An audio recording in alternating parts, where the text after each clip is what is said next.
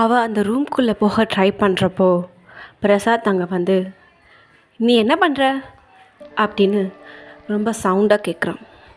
அந்த சத்தத்தில் பயந்து திரும்பி பார்த்தவ பிரசாத்தை பார்த்தோன்னே கொஞ்சம் நார்மலாகிட்டு, இந்த லைப்ரரி, இந்த ரூம், இதெல்லாம் என்ன பிரசாத் அப்படின்னு அவளுக்கு என்ன கேட்குன்னே தெரியாமல் ரொம்ப கன்ஃபியூஸ்டாக கேள்வி கேட்டான். அதுக்கு பிரசாத், எனக்கு மட்டும் எப்படி தெரியும், நானும் இப்போ தான் இந்த வீட்டுக்கு வரேன், ஆஃபீஸ்லேருந்து எனக்கு இந்த வீடு அலாட் பண்ணியிருக்காங்க, மற்றபடி எனக்கும் எதுவும் தெரியாது, உன் கூட தானே நானும் ஷிஃப்ட் ஆகுறேன், அது இதுக்கு முன்னாடி இருந்தவங்க ஏதாச்சும் யூஸ் பண்ணியிருப்பாங்க, இல்லை ஏதாவது எக்ஸ்ட்ரா ஸ்பேஸாக ஸ்டோரேஜ் மாதிரி இருக்கும், அதெல்லாம் இருக்க போகிற, அது ரொம்ப இருட்டாக வேறு இருக்குது, உள்ளெல்லாம் போகாத நீ வா அப்படின்னு கூப்பிடுறான். அவளுக்கு இங்கே என்ன நடக்குது என்னன்னு புரியாததுனால பிரசாத் சொல்கிறதெல்லாம் நம்பணும் அப்படின்ற தாட்டில் பிரசாத் கூட போகிறான். அப்போது பிரசாத் சாப்பிட சொல்லி செஃப் கூப்பிட்டாராமே, ஏன் போகல நீ அப்படின்னு கேட்குறப்போ, ஆமாம்ல, நான் இந்த வீடு இங்கே நடக்கிறதுலலாம் எல்லாத்தையும் மறந்துட்டு அப்படியே சுற்றி பார்க்க வந்துட்டேன் அப்படின்னு சொல்கிறான். அப்போது சரி வா நம்ம போய் சாப்பிட்லாம் அப்படின்னு பிரசாத் கூப்பிடுறான். 2 பேரும் சாப்பிட்டு முடிக்கிறாங்க. அவளுக்கு ஃபுட்டு ஒன்றும் பெருசாக பிடிக்கல, அவளே குக் பண்ணியிருந்தா இன்னும் பெட்டராக இருந்திருக்கும்னு தோணுது. அப்போது அவன்கிட்ட மெல்லமாக அவள் கேட்குறான், சரி உங்களோட ஒர்க்கிங் ஹார் என்ன, அதாவது எத்தனை மணிக்கு போயிட்டு எத்தனை மணிக்கு வருவீங்க, ஏன்னா நமக்கு கல்யாணம் ஆகி ஒரு நாள் தான் நீங்கள் எங்கள் கூட இருந்தீங்க, அடுத்து 2 நாள் எங்கே போனீங்கன்னே தெரியல, இன்ஃபேக்ட் நைட்டு கிளம்பி 2 நாள் கழித்து தான் வந்தீங்க, அதனால தான் கேட்குறேன், ஃபிக்ஸ்டு டைம் கிடையாதா, முதல்ல நீங்கள் என்ன மாதிரி வேலை பார்க்குறீங்க அப்படின்னு கேட்டேன். அதுக்கு அவன், இல்லை இப்போ கொஞ்சம் அது வந்து எனக்கு கொஞ்சம் இம்பார்ட்டண்ட்டான ஒர்க் வந்துருச்சு, நான் மேரேஜ்னால கொஞ்சம் லீவ் எடுத்துட்டேன்ல, இனிமேல் இப்படிலாம் போக மாட்டேன், ஆக்சுவலாக எனக்கு ஒர்க் ஃப்ரம் ஹோம் தான் அப்படின்னு மாற்றி மாற்றி சொல்லிகிட்டு இருந்தான். அவளுக்கு கன்ஃபியூஷனாக இருந்தது. அதுக்குனால அவகிட்ட, ஒர்க் ஃப்ரம் ஹோம்னா அப்போ எதுக்கு டைரெக்டாக போனீங்க அப்படின்னு கேட்குறா. இல்லைப்பா, அது வந்து நான் ஒர்க் ஃப்ரம் ஹோம் தான், வீட்டிலேருந்து தான் வேலை பார்க்கணும், பட் அங்கே ஒரு முக்கியமான வேலை ஏதோ மிஸ்டேக் ஆகிடுச்சு, நான் நேரில் போக வேண்டிய நிலமை, ஸோ நான் போனேன், ஒர்க் ப்ராப்ளம் முடிய கொஞ்சம் 2 நாள் ஆகிடுச்சு, இனிமேல் இந்த மாதிரி போக மாட்டேன், ஐ ப்ராமிஸ் அப்படின்னு சொல்கிறேன். அப்போ நீங்கள் எங்கேயே என் கூட இந்த பங்களாவில் தான் இருப்பீங்களா அப்படின்னு கேட்குறா. ஆமாம், பட் 1 or 2 hours அந்த மாதிரி வேணால் போயிட்டு வரேன், டோன்ட் வரி, நான் போகிற முன்னாடி கண்டிப்பாக சொல்லிட்டு போகிறேன், ப்ராப்பராக சொல்லிட்டு போகிறேன், இந்த மாதிரி இனிமேல் விட்டுட்டு போக மாட்டேன் சரியா அப்படின்னு அவன் சிரிச்சிட்டே சொல்கிறான். அவளும் சரி ஓகே அப்படின்ற மாதிரி ரொம்ப கேஷுவலாக அவள் இருக்கிறத பார்த்து பெருசாக எதுவும் இருக்காதுன்னு நினச்சிட்டு விட்டுடலாம். சாப்பிட்டு முடிச்சதுக்கப்புறம் அவன், நம்ம கொஞ்சம் அப்படியே கார்டன் ஏரியாவில் வாக்கிங் போகலாம் வரியா அப்படின்னு கூப்பிட்றான். அவளும் சரி ரொம்ப ஹெவியாக சாப்பிட்ருக்கோம் போகலான்னு கூட போகிறான். அப்போ அவங்க 2 பேரும் பேசிகிட்டு இருக்கப்போ அவள் மறுபடியும் கேட்குறா, ஒர்க் பற்றி சொன்னீங்க, ஆனால் என்ன ஒர்க் பண்ணுறீங்கன்னு சொல்லலையே அப்படின்னு அவங்களுக்குள்ளே இருக்க சைலன்ஸை அவள் தான் முதல்ல பிரேக் பண்ணுறா. அவனும், என் ஒர்க்கை எப்படி எக்ஸ்பிளைன் பண்ணேன், அங்கே நான் மோஸ்ட்லி எல்லா வேலையும் பார்ப்பேன், எனக்குன்னு ஒரு பொசிஷன்லாம் இல்லை, எனக்கு என்ன சொல்லன்னு தெரியல, என் வேலை அப்படி, இன்ஃபேக்ட் நான் மேல் பார்வை பார்க்குறேன், ஒர்க்கு சூப்பர்வைசர் மாதிரி வச்சுக்கோயேன் அப்படின்னு அவனோட வேலையே அவனுக்கு தெரியாத மாதிரி குழப்பி சொன்னான். அவளும், எத்தனை வருஷமாக ஒர்க் பண்ணுறீங்க அப்படின்னு உடனே ரொம்ப ஷார்ப்பாக கேட்டான். அவன், ஆனால் எத்தனை வருஷம், ஒரு 8 வருஷமா அப்படின்னு சொல்கிறான். 8 வருஷமாக பார்க்குற வேலை என்னன்னு உங்களுக்கு தெரியாதா, ஏன் இவ்வளோ கன்ஃபியூஸ் பண்ணுறீங்க அப்படின்னு கேட்குறா.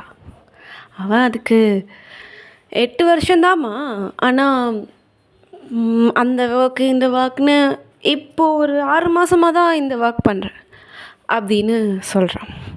சரி உங்களுக்கு எவ்வளோ சேலரி வருது அப்படின்னு கேட்குறான். இன்றைக்கி தான் நம்ம கொஞ்சம் பர்சனலாகவே பேச ஆரம்பிச்சிருக்கோம்.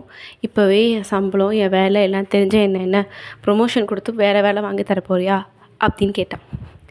அவள் உடனே, உங்கள் மனைவியாக உங்களை பற்றி சில விஷயங்கள் கூட நான் தெரிஞ்சுக்கக்கூடாதா? நான் இப்போ அன்எம்ப்ளாய்டு. ஃபர்ஸ்ட் நான் எங்கள் அப்பா கூட சேர்ந்து அப்பாவோட ஒர்க்கில் கொஞ்சம் ஹெல்ப் பண்ணிகிட்டு இருந்தேன். இவ்வளோதான். அதே மாதிரி நீங்கள் என்ன பண்ணுறீங்கன்னு நான் தெரிஞ்சுக்கணும்ல. நீங்கள் ஒரு இடத்துல வேலை பார்க்குறீங்க. ஆமாம், உங்கள் கம்பெனி பேர் என்ன அப்படின்னு கேட்குறா. சரி, இப்படியே நீ என்னை இன்டர்வியூ எடுக்கிறத விட்டுட்டு நம்ம வேறு ஏதாவது பேசலாமா? எனக்கு இந்த கேள்விகள்லாம் பதில் சொல்ல இஷ்டம் இல்லை அப்படின்னு சட்டுன்னு மூஞ்சில் அடித்த மாதிரி சொல்லிடுறான். ஓ, ஐம் சாரி அப்படின்னு அவள் சைலண்ட் ஆகிடுறான். சரி சரி ஓகே, நான் உள்ளே போய் கொஞ்சம் ரெஸ்ட் எடுக்கவா அப்படின்னு அவள் கேட்டதும் அவன் ஹார்ஷாக பதில் சொன்னதை அவனும் புரிஞ்சுக்கிட்டு பிரசாத் உடனே, இல்லைப்பா, இதை பற்றிலாம் நம்ம பொறுமையாக பேசலாம். முதல்ல உன் லைஃப் எப்படி போச்சு இது வரைக்கும், அந்த மாதிரி கேஷுவலாக பேசலாமே, எதுக்கு மற்றதெல்லாம் அப்படின்னு அவன் சிரித்து மழுப்பி ஏதோ சொல்லி நிறுத்திட்டான். அவன் அதுக்கு சரி ஓகே, இது வரைக்கும் எத்தனை ரிலேஷன்ஷிப்பில் இருந்திருக்கீங்க அப்படின்னு கொஞ்சம் கூட யோசிக்காமல் அவளோட அடுத்த கேள்வியை கேட்டுட்டான். என்னடா இது, அங்கே இருந்து தப்பிச்சா இங்கே மாட்டிக்கிட்டோமே அப்படின்ற மாதிரி யோசித்தவன், நீ தானே பாஸ்ட்டை பற்றி கேட்க மாட்டேன்னு சொன்னேன் அப்படின்னு சொன்னதும், உங்ககிட்ட வேறு என்ன தான் நான் கேட்குறது, எது கேட்டாலும் ஒரு காரணம் சொல்கிறீங்க, உங்களுக்கா ஏதாச்சும் தோணுனா சொல்லுங்கள், இப்போ நீங்கள் பேசுங்க, நான் கேட்குறேன் அப்படின்னு அவள் சட்டுன்னு அமைதியாயிட்டான். அவனுக்கு ஒரு மாதிரி ஆயிடுச்சு. இப்போ என்ன செய்யனே தெரியல அவனுக்கு. சரி, நான் உனக்கு ஏதாவது செஞ்சு தரவா, நீ சாப்பிட்றியா அப்படின்னு கேட்டான். அதுக்கு அபிநயா, உங்களுக்கு குக்கிங்லாம் தெரியுமா, பரவாயில்லையே அப்படின்னு பார்த்தா. அதுக்கு பிரசாத், தெரியும் ஓரளவுக்கு, யூடியூப் பார்த்து செய்கிற அளவுக்கு அப்படின்னு சொன்னான். அதுக்கு அபிநயா, இப்போ தானே சாப்பிட்டோம், வேண்டாம் எனக்கு நீங்கள் இன்னொரு நாள் செஞ்சு கொடுங்க அப்படின்னு சொல்லிவிட்டு மறுபடியும் சைலண்ட் ஆகிட்டா. 2 பேரும் அமைதியாக இருந்தாங்க. கொஞ்சம் நேரம் கழித்து அபிநயா தான் ஃபர்ஸ்ட் பேசினான். நான் போய் என் ஃபோன் எடுத்துகிட்டு வந்துடுவா அப்படின்னு கேட்டான். அதுக்கு பிரசாத், ஏன் என்னாச்சு அப்படின்னு கேட்டான். அபிநயா அதுக்கு, இங்கே அமைதியாக சும்மா உட்காந்துருக்கிறதுக்கு நான் ஃபோனாச்சும் பார்த்துட்ருப்பேன் அப்படின்னு சொன்னான். பிரசாத் புரிஞ்சுக்கிட்டான், நீங்கள் ஏதாவது பேசுங்க, நான் அவன் இன்டெரக்டாக சொல்கிறான்னு. சரி ஓகே, உனக்கு என்ன கலர் பிடிக்கும் அப்படின்னு பிரசாத் நார்மலாக ஒரு பையன் ஃப்ளர்ட் பண்ணுற மாதிரி பேசினான். அதுக்கு அவள், எனக்கு ப்ளூ கலர் பிடிக்கும் அப்படின்னு சொன்னான். முகத்தை ரொம்ப ரஃப்பாக வச்சுக்கிட்டு இவன் கேட்குற கேள்விக்கு இன்ட்ரெஸ்டே இல்லாமல் பதில் சொல்கிற மாதிரி. ஆனாலும் அவன் விடலை. ப்ளூ கலர்னால் மோஸ்ட்டாக பசங்களுக்கு தான் ப்ளூ பிளாக் அதெல்லாம் பிடிக்கும், பொண்ணுங்களுக்கு ப்ளூ பிடிக்காதே, பிங்க் தானே பிடிக்கும் அப்படின்னு கேட்டான்.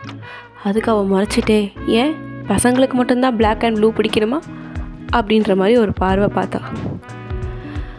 அவனும், இல்லை எல்லாருக்கும் ஒரு கலர் பிடிக்கும், கரெக்டு தான் அப்படின்னு பயத்தில் மூச்சு வாங்க ஆரம்பிச்சிட்டு. அப்போ அவள், சரி உங்களுக்கு என்ன கலர் பிடிக்கும் அப்படின்னு கேட்டான். அதுக்கு பிரசாத், எனக்கு ரெட் கலர் பிடிக்கும் அப்படின்னு சொன்னான். அதுக்கு அபிநயா, உங்களுக்கே ரெட் பிடிக்குது, யூஸ்வலாக பொண்ணுங்களுக்கு தானே ரெட் பிங்க் அப்படிலாம் பிடிக்கும், பசங்க பிளாக் ப்ளூ தானே விரும்புவாங்க, ப்ரௌன் கூட அப்படின்னு அவனோட கேள்வியை அவனுக்கே திருப்பி விட்டான். அவனும் உடனே அமைதி ஆகிட்டான். இதுக்கப்புறம் வேறு ஏதாவது பேசலான்னு யோசிச்சுட்டே இருந்தான்.